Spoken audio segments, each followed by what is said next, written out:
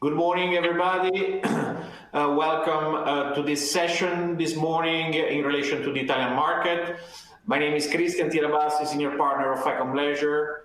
I have here today on this panel with me Alexander Martin, CEO of SKS, the brand Planet Queen in the Italian market. Carlo Di Maio, Managing Director, Retail for the group Gamenet, and Filippos Antonopoulos of OKTO and Vermantia. So thank you, gentlemen. The objective this morning is a little bit to have your perspective, your particular observatory point of view in relation to the Italian market. You are extremely, you have a very strong experience on the Italian market, so it would be, I think, very interesting to understand your angle. So what I would like to do is I would like to start, trying to see where we are. So kind of have your point of view in relation of, the last year, maybe the last 2 years in the evolution of the Italian betting and gaming market from your point of view. And then we'll do another round, what you guys expect for the future. So let me start with you, Alexander. So your organization is a leading operator, both omni-channel, both land-based betting and online betting and gaming. Clearly, you've been together with all the operator living this couple of years, which obviously have been impacted by a number of elements, from increase of taxation to advertising ban to clearly pandemic and so on. So give us a little bit your experience or your perspective of where you have been and how the business has evolved for you until today. Christian, many thanks for the introduction and the opening. Buongiorno to everybody with us this morning in SBC Digital Italy. Our perspective from SKS 365 and the brand Planet Win 365, which we are operating under in the Italian market. So as you have been asking, Christian, let's look a little bit 2 years in the past. And 2019 was certainly already a very big milestone for the Italian regulation and for all of the operators, both online and retail, when the advertising ban has been kicking in. And I know it is in discussion in many countries. And the situation is at the moment that in principle, none of us in the Italian market can promote his brand in any public viewings or public perspectives, both online and out of the home activities. Also, jersey sponsoring on Italian teams is not really possible at the moment. So the impact of that in particular, I think, is also on the sports clubs themselves, all those companies that have been benefiting from these advertisements, because they didn't get more than 150 million in advertising spend. So we as a sports betting operator have been always in good partnerships with these clubs. And unfortunately, this is money that these clubs are missing at the moment. What I see much more as a pity, now as we are licensed operators, we should actually have the license to marketize our products and our brands.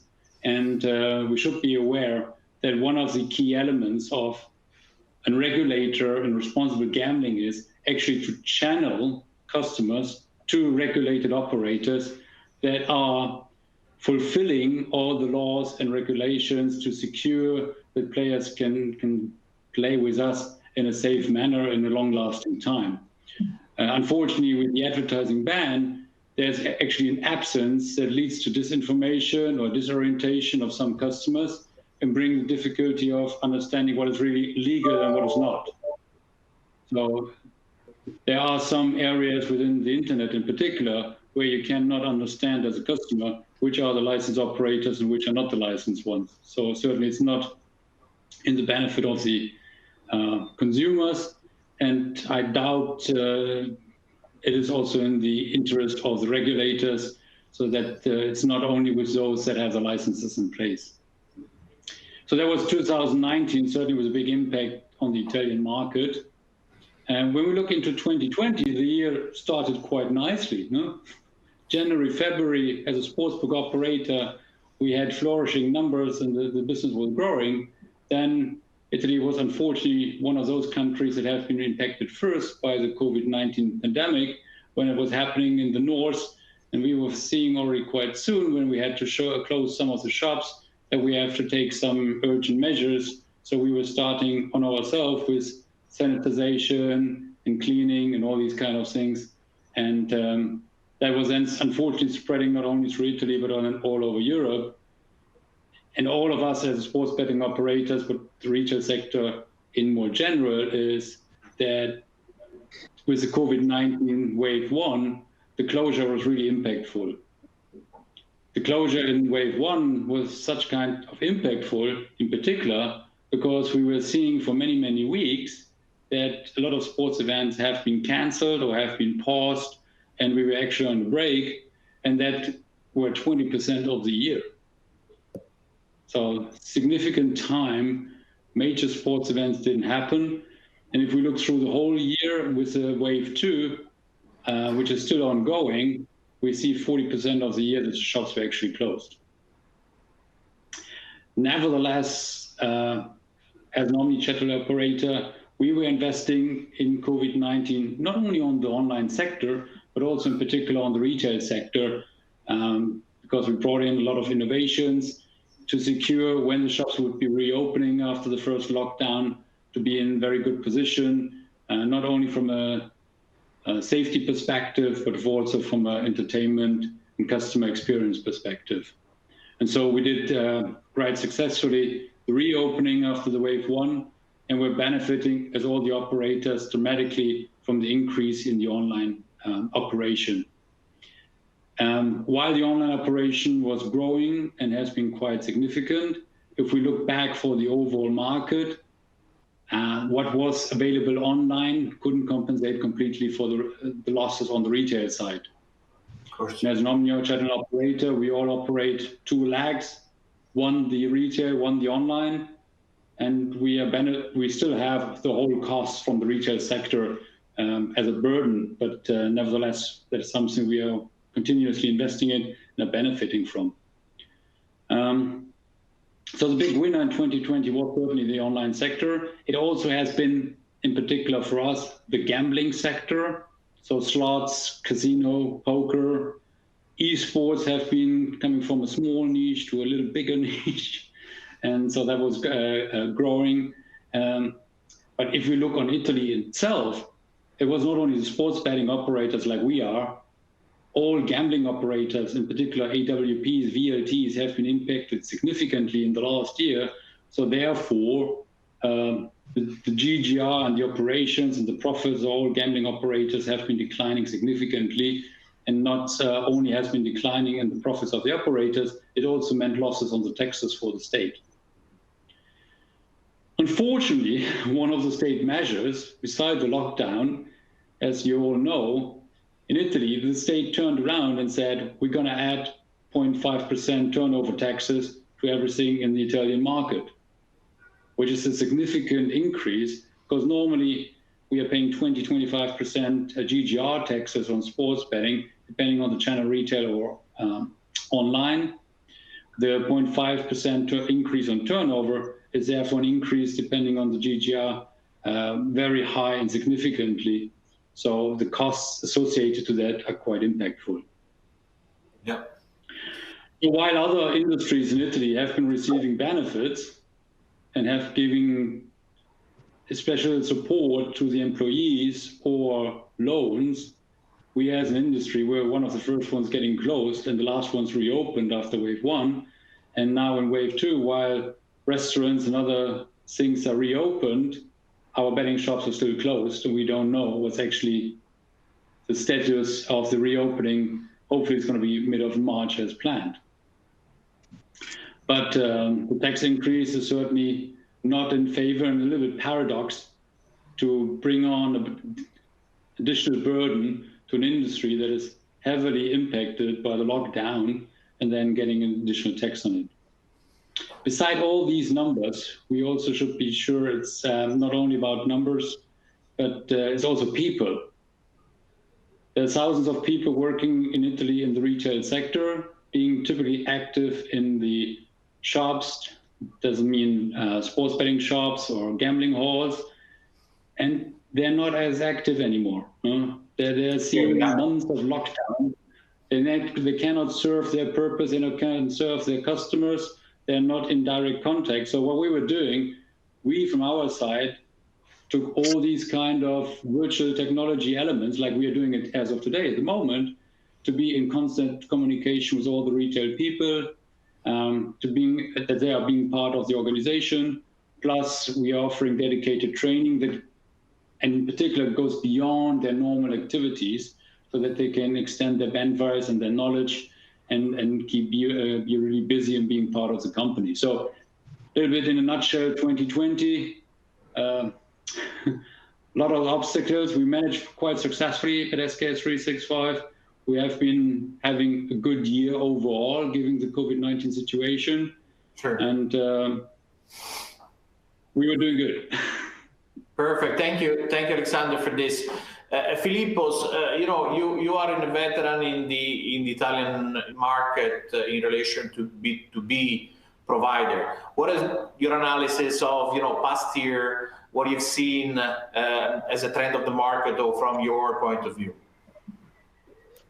It's like you said, Christian. It used to be from the point of view of a B2B provider, obviously trying to look through the eyes of a B2C operator. So as far as that's concerned, I feel like I'm aligned when I say what I'm about to say with the two gentlemen here, Carlo and Alexander. At OKTO, our point of view is one where the story doesn't start with COVID. It starts with a couple of years earlier than that in the Italian market. And I think that the story is best told through the eyes, or maybe, in fact, through the actions of the regulator. I think it's the regulator that has been mostly responsible for the evolution of the market over the past 3-4 years. Contrary to the earlier part of the decade, the 2010 to 2020, where innovation, technology, and commercial growth were the storytellers.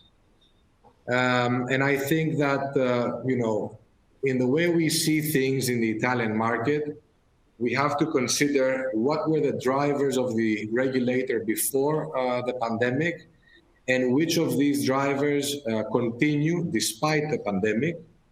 And at the same time, what the pandemic did to change a few fundamental, let's say, preconceptions or even legends in some points, and in some cases.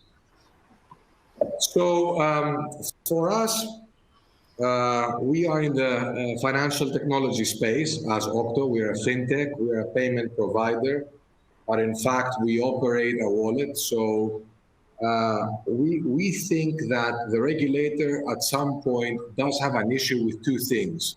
One is anonymity, and the other one is problematic gambling, right? So these are being the two bandiere that they have been raising over the past 3-4 years, ludopatia, and obviously the anonymity and the cash-based participation. And that's been across Europe as well. And it's not only the regulator in gaming, but it's also the central banks, it's Brussels, it's overall, it's a systemic point of view. So for me, that's part of the story right there. And whatever things get done, whichever things get done going forward, they have to take into consideration the two elements that I just described. The other part is what the pandemic did. The pandemic, other than stating the obvious, which is creating problems, putting a lot of pressure on an economy, on an ecosystem, on a lot of families and people working in the industry, this goes without saying, right? But if we take a step back and hoping and assuming that we get out of this very soon, we see two things. We always, we grew up in this industry, especially in the retail side, with the legend of the player not wanting to be identified. I feel like this legend is once and for all put to bed. look at the increase in online gaming. It's obviously majorly fueled by traditionally retail players looking to continue to be entertained online. And in order to be entertained online, they identified themselves. So for me, that's a legend that should no longer be part of any planning. We should not any longer take it into account. And the other part, other than this, is the point of view of the agents, of the point of sales, which in Italy are franchise networks, so they are entrepreneurs, they are businessmen and businesswomen in their own right.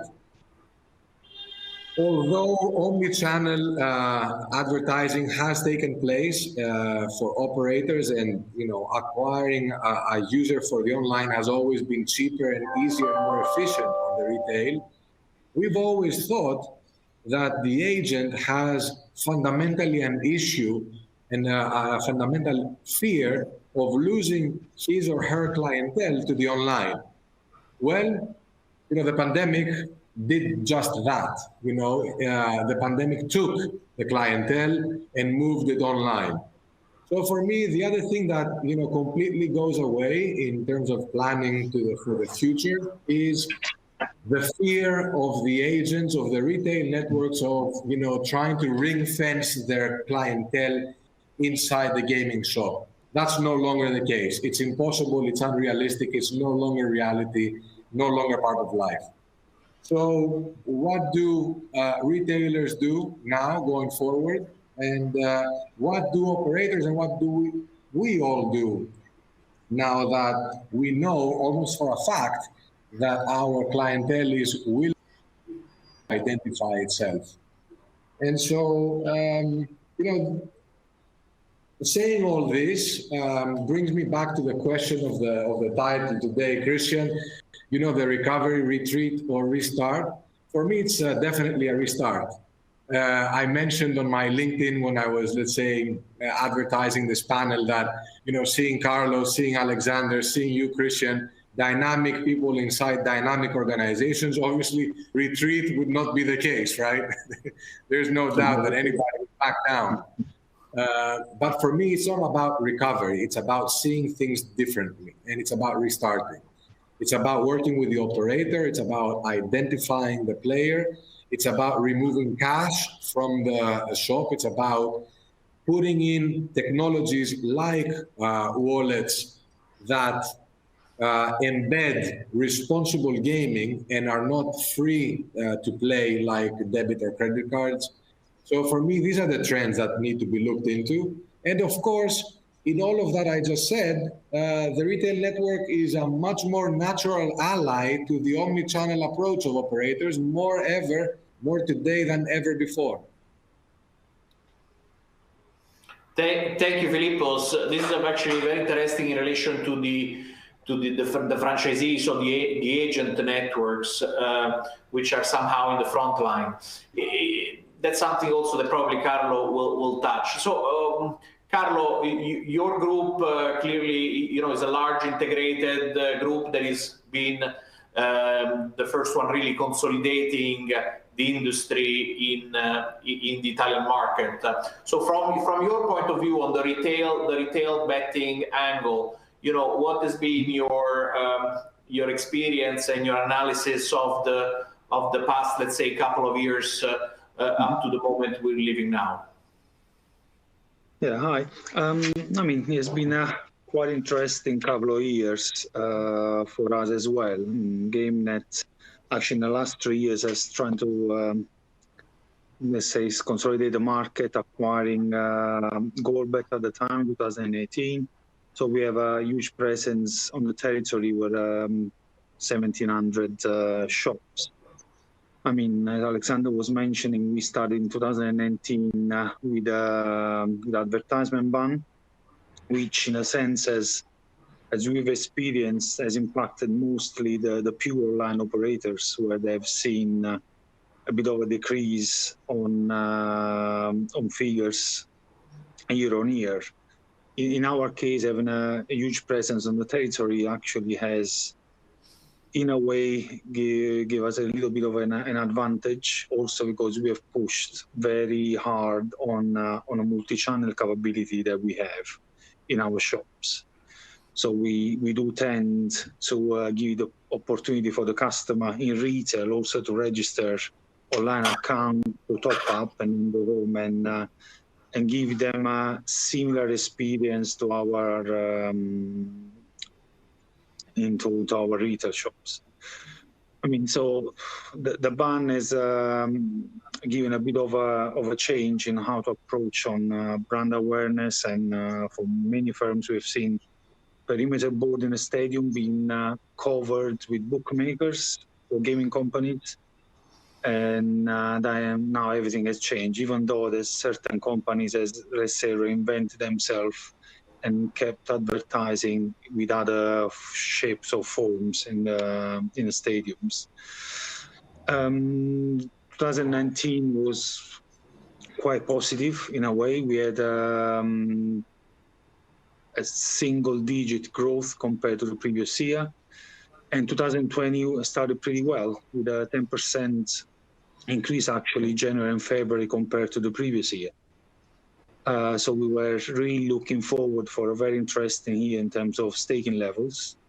And then, as we all know, COVID has happened, and we have to shut all the sports as stopped. We had a very difficult 3 months where we had to support our franchisees because they had costs, but the shops were closed. I mean, we do operate on a franchisee model as mostly every other betting firm in Italy. So the first lockdown has been very, very difficult, also because we didn't have any sporting events. We've invested heavily trying to improve our online experience, and casino and virtual betting has grown considerably those 3 months. And then in June, let's say, we had a chance to restart again very quickly because the leagues actually play during the summer where they don't. So we didn't lose too many sporting events because they, let's say, restarted towards June and ended in August. So we had a good 3-4 months period up to then October, where we stopped again, even after investing heavily on making all our shops safe for all our customers and employees. So this second lockdown has really given us a bit more tough, really time for people that work in the shops. But also in our case, we have to reinvent ourselves in pushing online, which has given us, let's say, a lot of satisfaction on the retail side. When 2020, as Alexander would say, we lost about 40% of our staking levels.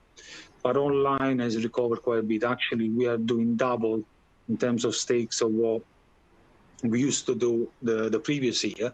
But of course, there has been a big shift from our retail customer into opening accounts and betting online, where the sporting calendar has been quite rich since the second closure, which was end of October. So when, and hopefully soon, the shop will reopen, we will see part of that increase in staking level online to revert back into retail. But time has been a bit difficult for our franchisee, mostly, where they invested heavily with us, and they've seen all their effort last year to a second stop, which we don't know when we will start again. And Carlo, can you see that there's been a kind of a dynamic of, if you want, an acceleration of the digitalization of the player that somehow moved from a land-based player and now just to be able to bet or to basically play slots, he was pushed by the event in order to open an account online. Do you see that element? You've seen that element. You see that element now on your network? Yeah, Yeah, that has speed things up because our online penetration into the gaming sector compared to UK, it was very low. Now it has done a bit of a catch up.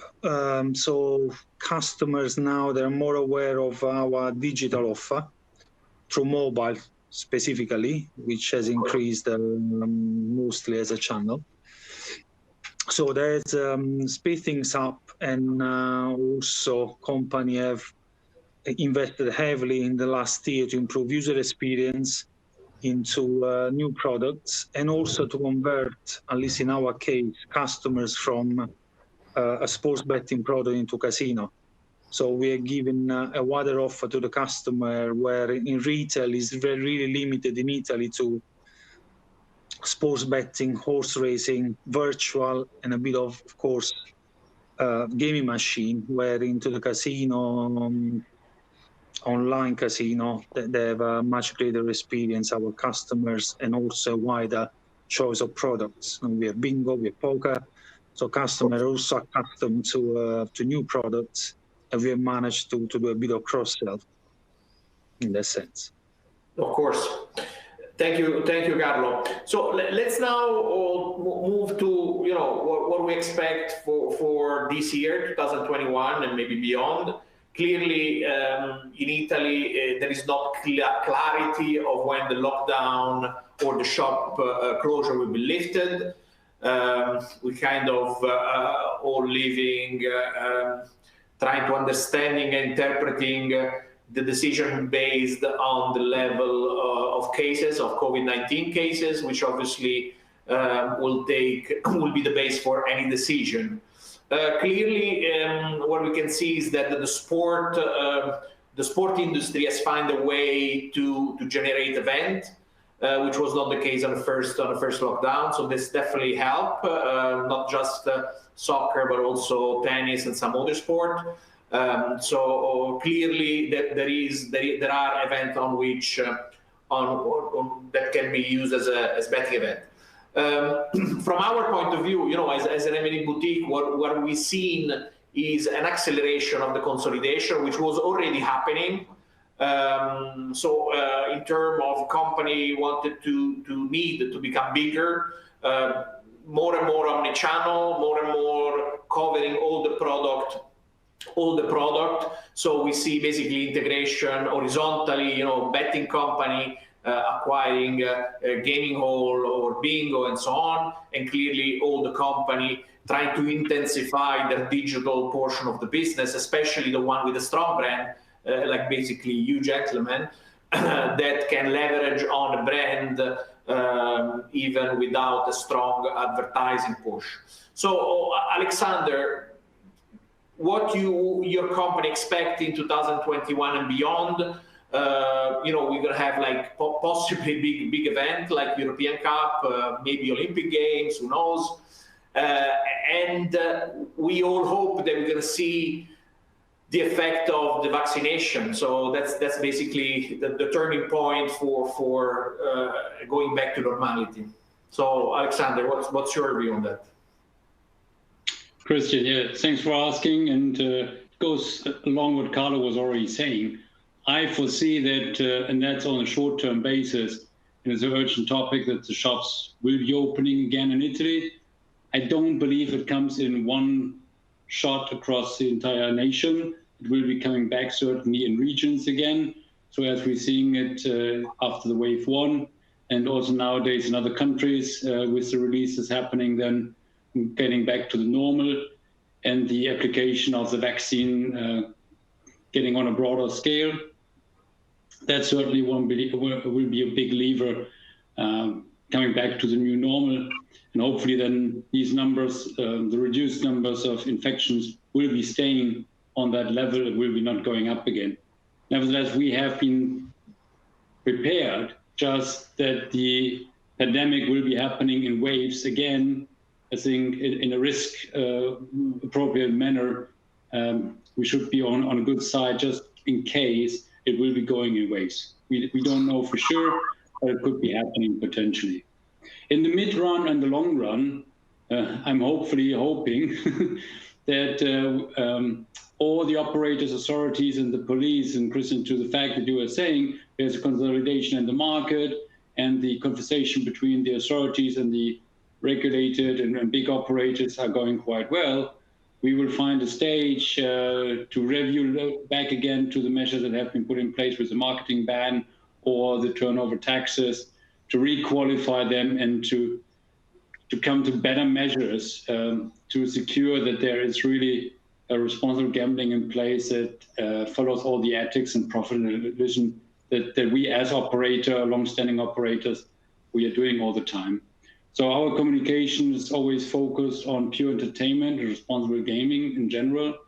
And as you maybe have been following, we just launched our new brand slogan, Sport, Live, Play, that actually demonstrates our commitment to entertainment. So our perspective as an identity of the company is really to be based on people, trust, transparency, reliability, passion, and innovation. We want to be very close to our sports audience, and really feel the passion for the sport itself and the emotions as a supporter that our customers have. When the shops will be reopening, customers for sure will be going back to the shops. Online has been big and will be staying bigger than it was before, but it's a place where people like to be to get the entertainment factor, and it gives them the chance to meet like-minded people.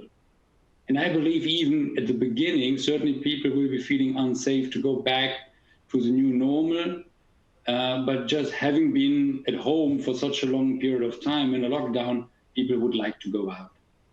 And it's not only restaurants and bars, it's also betting shops or gambling halls back again. So what hopefully also is on the list for the midterm topics is across the nation, all the regulations we have in respect to the distance clauses. Certainly that has been put by the side given the COVID-19 situation for a few months now.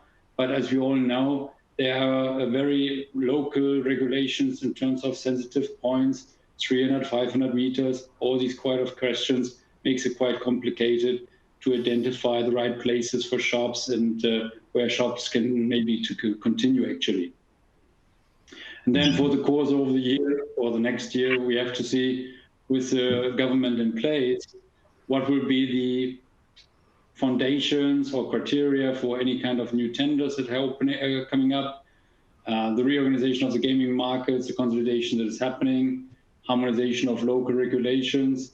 And we're all looking for new business models, like we have been opening completely now a new business for us, which is Planet Pay 365, which fits perfectly nowadays into the COVID-19 situation, as it allows distance and secure payments for all kind of bills to be paid. So I think these are the things on the agenda for this year, but certainly some of the topics will not only be solved in 21, but will needs to be addressed then by 22.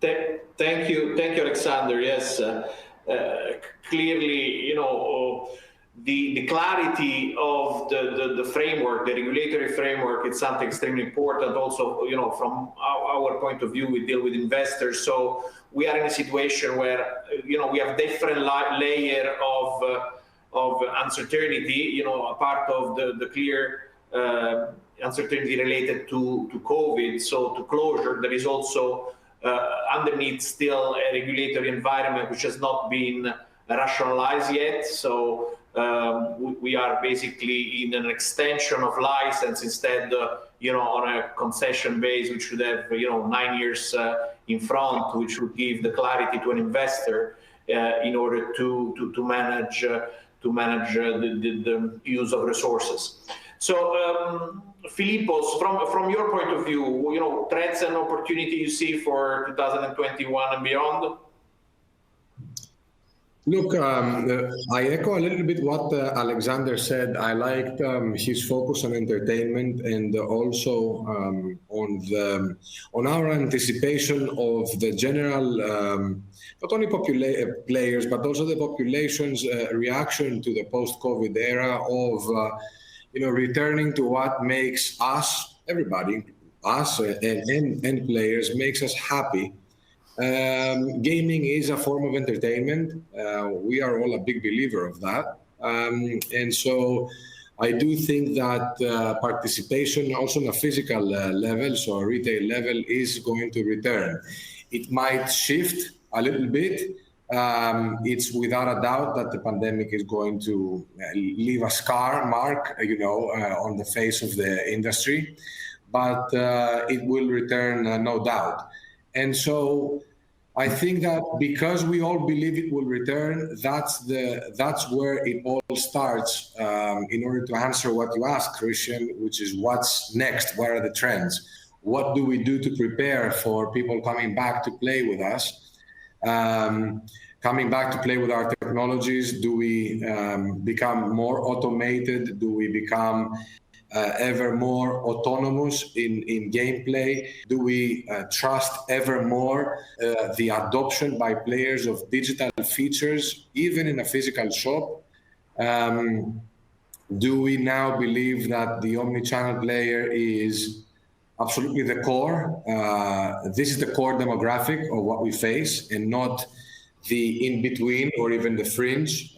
So that is no longer the online, the retail, and then some nice funnel between, which is the omni-channel player. I feel like this is now the top of the Gaussian curve, of the bell curve. And so in terms of trends, or more specific trends, I would guess the following. Number one, content. Carlo touched upon this. Q1, Q2 of last year, 2020, handled in the most shocking way the reaction capabilities of the industry in terms of content. Nowadays, there is more content than ever before because operators and vendors managed to, not entirely, but somewhat replace an absence of sports for a period of 2-3 months. So now, with sports being played, abundance of content is a reality. And I'd love to see how players react to so much content being available to them. Number two, because of the omni-channel, I'd love to see a trend that I'd like to call omni-wallet, the ability to play physically and play digitally. So play phygital in terms of, the payment methods. Anyway, I mean, guys, we are all tech savvy. We use our wallets. Well, nowadays, when we say our wallets, we kind of mean our mobile phones anyway. And so I think that also becomes a consumer trend inside our own gaming locations. And then that these funds are freely moved over to the online. And if that's done by operators on a branded basis, it also builds further the trust and the ecosystemic value that operators build around the players. I think Alexander touched upon this, and I think that's the right way to look at it. And finally, I mean, it's wishful thinking to believe that the regulator will not be externally shocking the industry, the external shock. However, Christian, I feel like the market and the investors and the companies responded pretty well. I mean, consider what Carlo was saying about the consolidation and what you are seeing with your advisory, exposure and experience. Consolidation is a reaction to these external shocks. However, valuations haven't been adversely affected, in my opinion, even without the visibility of the concessions and all that. So I think that what people say is the following. It's simplistic, but it's true. If I buy size, then no matter what the regulator does, size can absorb the regulator's external shock.